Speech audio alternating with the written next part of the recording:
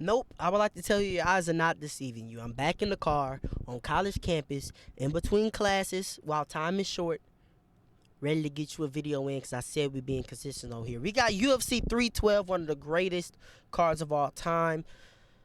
The UFC's returning back to Australia for a classic Australian themed card. You know, Australian cards are always kind of we're gonna put some prospects on here from Australia or from that region, and we're gonna, it has a chance, hit or miss. We'll see. There's no certain bangers on this card. You just have to watch and see. Sometimes it plays out, sometimes it doesn't. There's a cop that just came parked right next to me, and I just got a little nervous. He's not parked next to me. His front of his hood is pointing towards my car, and he's just sitting there looking at me. But we're gonna keep recording this video. If anything happens, I guess it'll help the content. Okay, in this video, we're gonna start from the main event, work our way down the card or up the card. No, definitely down the card. And as we work our way down, the answers and the predictions and the breakdowns may get a bit more vague. It's a tricky card. A lot of UFC debuts. It's a pay-per-view, by the way, for $80. $10 off if you order before whatever. But it's a pay-per-view with a lot, and I do mean a lot, of UFC debuts. It's what you love to see, right? You got a Justin Tafa feature fight in 2025. This cop is really, really building my anxiety. We're going to get into it. Like I said, it's a tricky card. A lot of wide odds in places that I don't feel like they should be wide. A lot of dogs that I don't feel like should be dogs. There are spots on this card. Even though it's tricky, there are spots on this card, and I have a lot of bets. Official bets are going to drop tomorrow, but I'm going to foreshadow things that I'm planning on betting. Have a lot of bets placed already. Some I'll let you in on. Let's get right into the fights. Dricus du Plessis versus Sean Strickland 2. I've broken down this fight a little deeper. Check the UFC 312 playlist for all videos pertaining to this card. In that video, I picked Dricus du Plessis. I believe Sean Strickland will come into this fight with relatively the same game plan because I think he can only fight one specific way and be successful. I highlighted in that video things that'll help him be more of a force. Raise the output a little bit. Be willing to counter. Be willing to actually get punched. His defense is so good to where he knows if he doesn't want to, he really won't get punched. But you got to be willing to take a risk and to return damage to your opponent. That's how you ended up losing the first fight. And also more push kicks. I hate the push kicks. I hate the jabs and the push kicks. But that is something that he got away from in the first fight, and then he spammed them against Paulo Costa, and we saw the effectiveness. He would score, he would push kick away. Paulo Costa couldn't do anything about it. But Sean's stance is very prone to takedowns. It's easy to take Sean down. Holding him down is a completely other thing. Nobody holds this guy down. But he's standing straight up. Whenever you get him busy up top and he's leaning, the hips are right there exposed. You get in on the hips. What is going on? You get in on the hips. You throw him off balance. His guard is also prone to body kicks. Sean auto blocks head whenever whenever he sees kicks aren't going to the legs. He's great at checking kicks. He's great at blocking his head. He's good at blocking his body in the boxing. So if Dricus has good game planning. So if his game planning's on point, I see him working the takedowns in earlier in this fight instead of in the latter rounds. Work them in early in the fight, even if they're not successful. It's wear that gas tank because we know we're going to be fresher as the fight goes on. And let's not look for boxing success early in the fight because it's just damn near going to be impossible unless you're Alex Pereira. Let's work the body. Let's throw body kicks. And I could see a flattened out Sean Strickland late in this fight with Dricus on his back, ground and pound and TKO or finding a rear naked choke, but I'm going to give Sean Strickland the benefit of the doubt for being a tough and stubborn guy. I'm picking DDP 49-46. So 48-47, I think the fight will be competitive, but I think Dricus will win the fight. That was not the cop, by the way. That was a different card.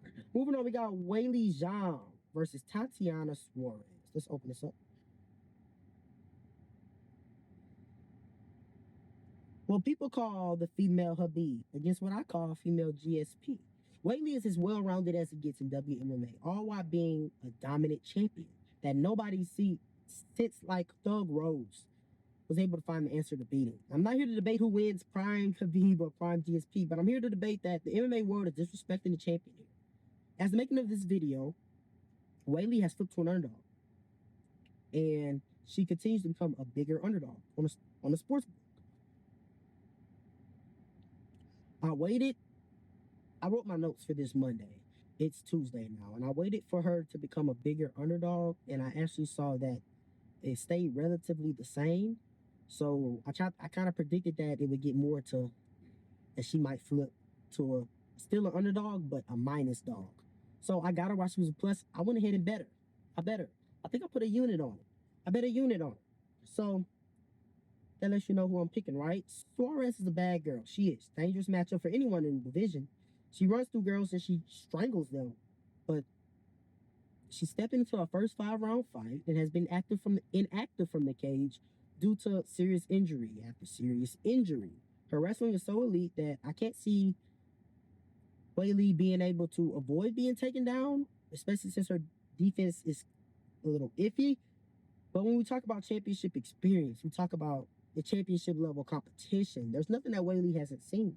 There isn't a place a fight can go where Weili hasn't been successful. She can wrestle, she can strike. She's super fast, she can move in, she can be out, she can be powerful in her stand-up and in her takedowns. I wouldn't be surprised if she wrestled the wrestler here. She can get you in trouble with her BJJ as well. And the thing about her is she's still improving. I think Weili can use her fast striking. She can take advantage of opportunities on the feet, make the wrestling competitive, make Suarez work harder than she's worked before in her career. And in the latter rounds, I think that'll work into her favor, that championship experience.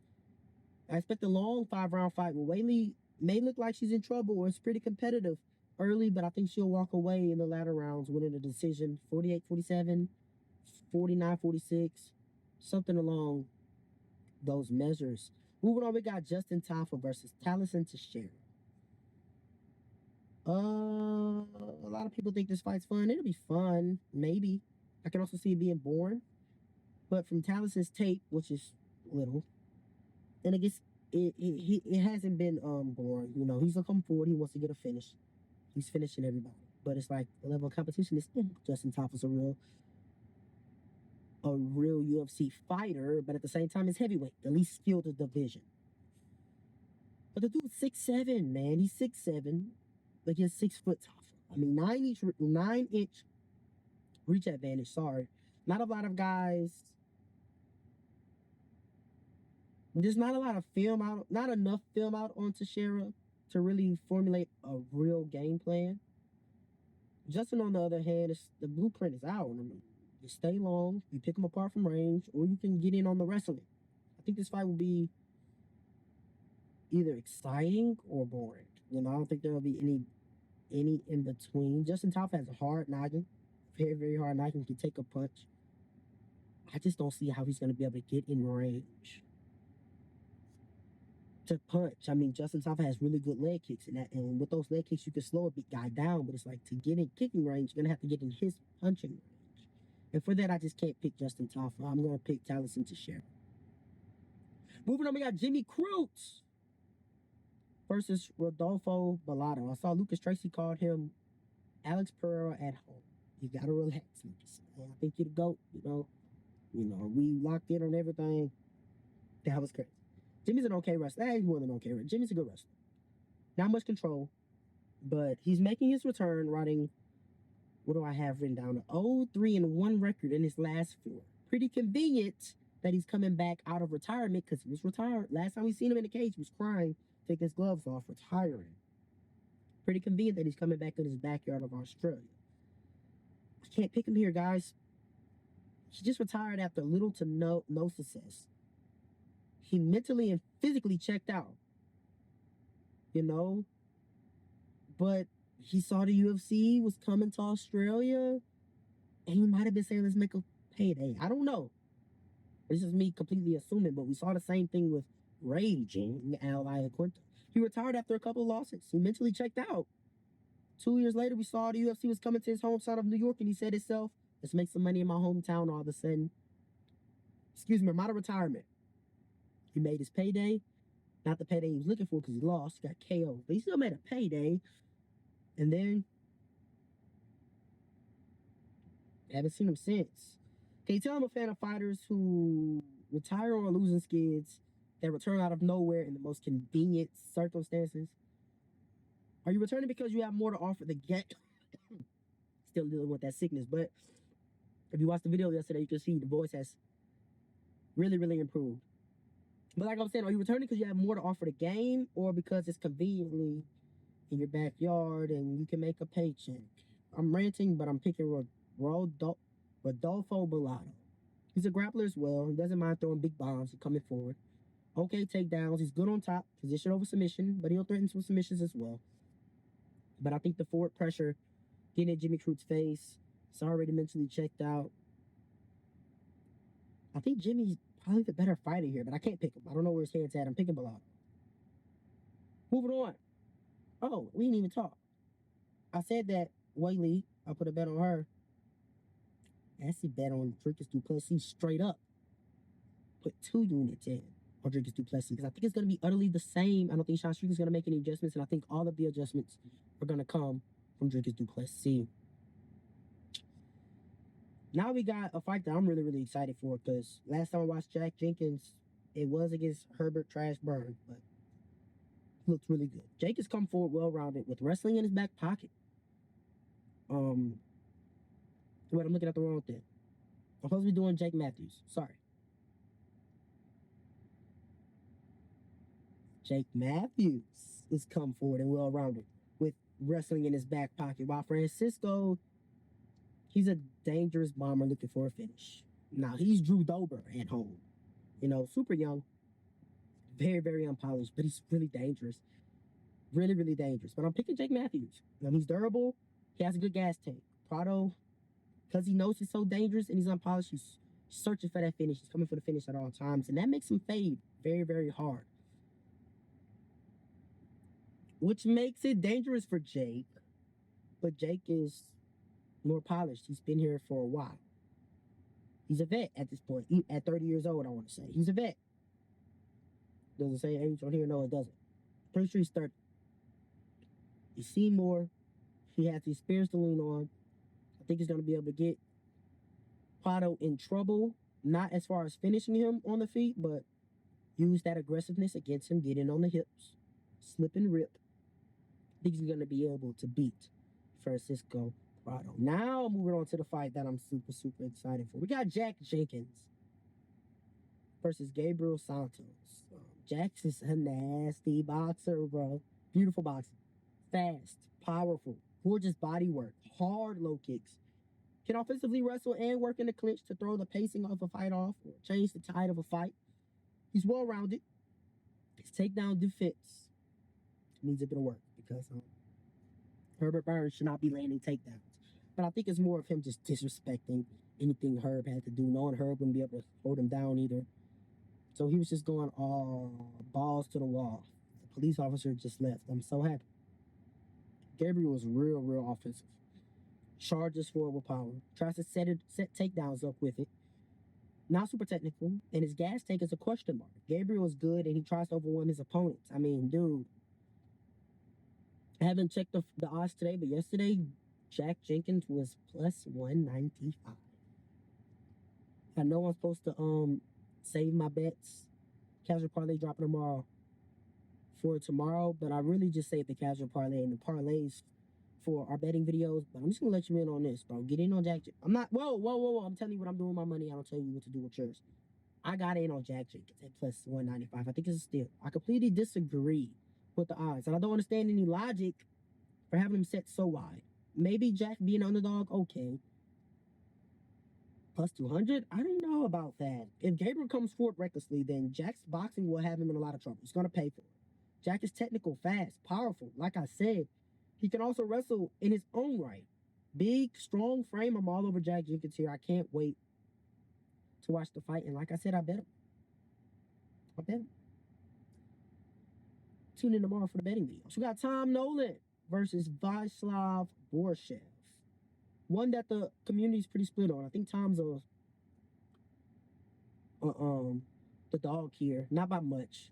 I haven't checked the odds today. I should have done that before I press record, but like I said, we in between classes. So we're trying to get a move on things. Two strikers. Two good strikers. Tom is super long. He wants to keep it at range and can pick his opponent apart. Pretty durable and can take punches. He'll get in the pocket. You know, he can be a little ugly. He'll be okay. But because he can take punches, he's pretty durable. Comes forward, throws that volume, keeps the high pressure. I said he's durable. He can take punches and he'll be okay in the pocket because he gets hit a lot. He's very hittable. Like, he has that long range and doesn't use it very well. Not good when you're fighting Team Alpha Male's striking coach, Borishev. I mean, Borishev is nice. He's fast. He's crisp. He gets better as fights go on, as he gets his early reads. His chin could be a little, but Tom doesn't have that. It's a fist fight, but Tom doesn't have that type of power to where, like, ooh, Borishev, hopefully he can survive the first round if you want this bet to hit. If you're betting on Borishev, you know what I'm saying? So, he's good at beating his opponents to the punch. He's good at getting out of harm's way. He mixes up his attacks nice and well. Combinations. He'll give you a 3-finger combo. He'll give you the box combo. Not quite a Caniac, but you know, you can get the box combo, and when you go to Canes, you can ask him for an extra finger. Or when you buy the Caniac and you break your girl off a finger, he'll toast. He'll go some fries. You dig what I'm saying? I'm picking Borishev. I believe he's the better. Sorry, guys. I believe he's the better striker in a striking matchup. And I'm out of high seafood punch. That just ruined my game. Now we got Kong Wang versus Bruna Brazil. Wang is coming off of a pretty brutal defeat. I'm not gonna lie. She was dropped and then choked unconscious. So she was KO'd. Didn't subbed in the same fight on that charge, on that Just Engage shit. If you know, you know. Aside from that, she's deadly on the feet, man. She really is. Former kickboxer, lightning quick, big power in her tiny little hands, and she can defend takedowns. That's all the things you want out of a dangerous kickboxer. Can come forward, can be technical, can beat her opponent to the punch, can make them pay with power, make them pay with speed and timing, and you can't just get in on her hips and just take her down all willy-nilly. Fighting Nerd's Bruna Brazil is pretty unreliable. Win one, lose one. But she is talented. High-octane striking. Really dynamic. She has good BJJ, but mediocre wrestling, which is why I don't really fear for Kong Wang here as far as getting to the ground. Now, Bruna can make some scrambled eggs. I ain't gonna lie to you. She can create a scramble and do things like that. But as far as a takedown, getting her opponent to the ground, you can't really depend on her to do that. And she's really hittable. With that dynamic striking and mixture of attacks, she's open to get hit. And a girl with the good straights like Wong Kong, the good power, the good speed, I think Wong should get it done. I wouldn't be surprised by a finish either. I hope a lot of bets come in on the Fight Nerd, you know, so I can get Wong at better odds, you know. I want to play Wong. I kind of want to play Wong by finish.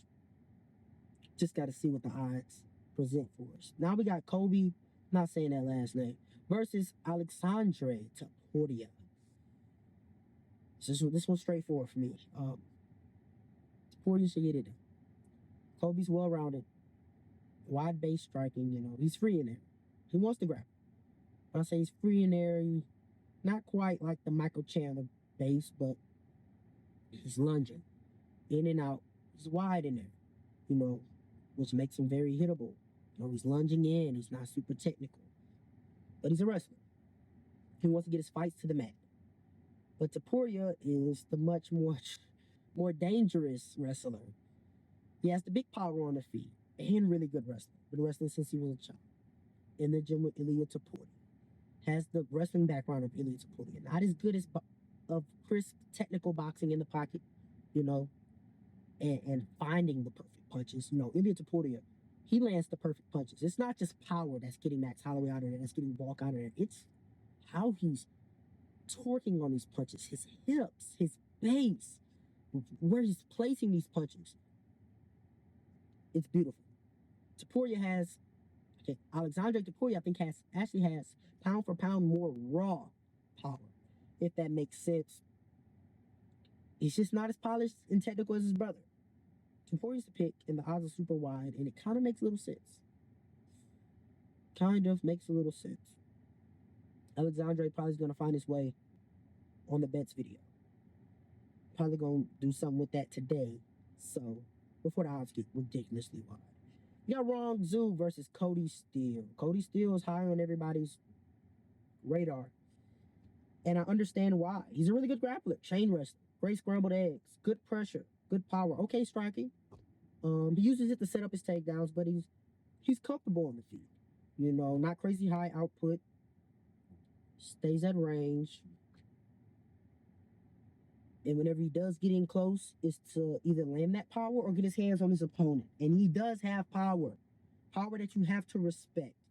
The bad thing is he's fighting a guy with a freaking hard noggin. He had me on the edge of my seat against Chris Padilla in his last fight because Chris Padilla was in a parlay, a casual parlay, back in the day that I think cashed. Rong Zhu looked pretty decent in there too. He's come forward striking. Hard noggin. He has power. I know his noggin is hard though because he gets hit a lot. And only a real threat when he's coming forward. Cody Steele's going to be on the gas pedal. He's going to be coming forward. He has power to make Rong Zhu respect. And he's going to try to get in on those hips. And all those things lead me towards picking Cody. Rong Zhu has a danger threat, but I think Cody's the more skilled fighter. Has more skills, more ways to win. Now we got Jonathan Mikalev versus Kevin Jousset. It's a shame Kevin Jousset's way down here on the card. I guess that's what losing to Brian Battle does to you. But Brian Battle's an up-and-comer. I think he's ranked top 15. Kevin Jousset, man, he looked good in there against Brian Battle. Ultimately got finished, but he looked good. And I think this should be a free win for him. Confident. Probably my most confident pick here. He's a guy who... He's finding a guy who has some skills in Jonathan Mikalev. Striking, he has okay striking, but he wants to grapple. Not really dangerous. And when I say grapple, he wants to clinch you against the cage, maybe get you to the ground. We could just bide his time on top, still minutes. It's not really dangerous. Kevin, on the other hand, is a good striker. Really good power, has the judo in his back pocket for takedown defense, especially against the cage. Really good takedown defense against the cage. And has some throws in his back pocket as well. He can take him down. Jonathan shouldn't be able to take Kev down here and overwhelm him like Brian Battle did. Seems like a pretty easy betting spot. And Kevin Jousset's probably going to find his way in the casual parlay. Now we got Quinlan, I don't know, Sakiled, I don't know, versus Inshul Jubilee. Quinlan's a huge favorite, and it makes sense. Jubilee has the skills. He has skills. He just don't got that dog in him. Dig what I'm saying? Quinlan's really good on the feet, in and out, can wrestle, well-rounded, comfortable wherever the fight goes, and willing to go for the finish, impose his will. He should get this one done. Jubilee just don't got that dog in him. I forgot to do what I just finished him, but come on now. Speaking of dog, what he was getting barked at. What are we doing here? Now we got Hung Jong Park versus Nam versus Nam. Hung Jong Park, come forward, get a takedown, threaten submissions. Not necessarily that great on the feet. He keeps it simple. He keeps it tight. He keeps it, I won't say technical, but he sticks to the basics. 1-2s, bide your time, pick your moments. Nam's a wild man. Come forward, bombs away. Hittable. He's gonna get hit, but it is what it is, because he won't take one to give you one. And you probably done got more power than him. Grappler versus striker. I would say I want to pick the most dangerous guy, but both guys are dangerous in their own respective realms. You see Hung Jong Park gets rocked a lot, but we know he's a dog because he comes back and wins those fights by finish. I don't know how I feel about Nam on the mat if it does get down to the mat, or if it gets chaotic and a scramble happens and Hung Jong Park ends up on the back. I'm gonna pick Nam though. I think Nam's gonna hurt Hung Jong Park on the feet and maybe even close the show. I'm picking Nam. That's it for this video. Share this with somebody. They'll enjoy it just like you did. Let me know. Let me know who y'all got in the main event. Let me know how y'all feel in the main event, because the MMA community split, and I want to see. This is crazy. I'm sorry. And I want to see how the people who watch my videos, the people watching the average UFC fan, how they're feeling about the main event. Let me know how you're feeling about female Habib, Tatiana Suarez in the co-main. Does Whaley's reign finally coming to an end? Like, comment, subscribe, help out that algorithm. Share me. You ain't got to go home, but you got to get up out of here, man.